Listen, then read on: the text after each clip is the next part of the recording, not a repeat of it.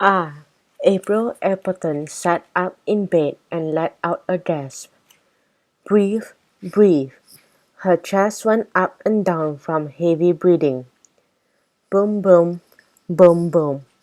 The noise was getting louder and louder. The closer it came, the more her bed shook. Is that an earthquake?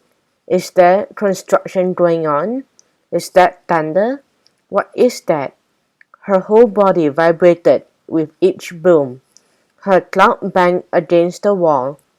The framed pictures bounced and danced on her desk. Her posters flipped and flapped on the wall. She threw her legs off the bed and jumped up, stirring to look out her bedroom window. There she saw it, the lump in her throat grew. 1, 2, 3, 4. Then she stopped counting. She saw them marching down the street. They were larger than they were in her dream, but they were the exact same color. Huge gray wrinkled elephants were marching down the street. She grabbed her phone from the desk. She jumped back into her bed and put the comforter over her head. As if that would stop what was happening outside. She swallowed hard. With her fingers shaking, she typed, to Eve LaRue, Grace Galapagos. She squeezed her eyes tightly together and hoped this was still a dream. She pinched herself.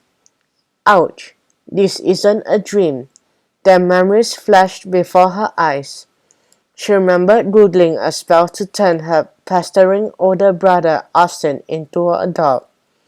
Then him teasing her on the bus. Poof, the spell works. She panicked and texted Grace, her best friend who was in 5th grade with her. Grace knew Eve, a new student in school. She moved to their town from New Orleans. Eve told April about her grandma who also had magical powers. Eve gave April her books of magic, her spell book. April remembered using her powers to turn Austin back into an angry red-faced boy. It all came back to her. Oh my God, I am a witch. Her breath quickened. The loud footsteps of the elephant grew louder and louder, and everything shook more and more. She opened her eyes and exhaled.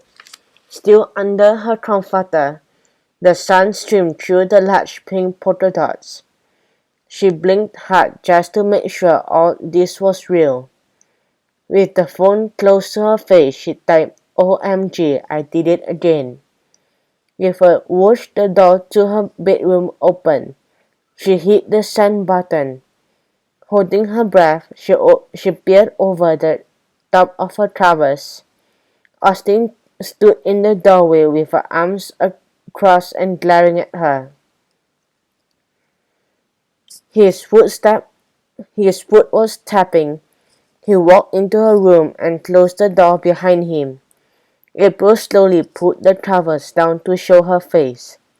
His eyes locked on the cell phone. He stomped over to April, grabbed it out of her hands, and read the most recently sent messages. I knew it, he yelled at her.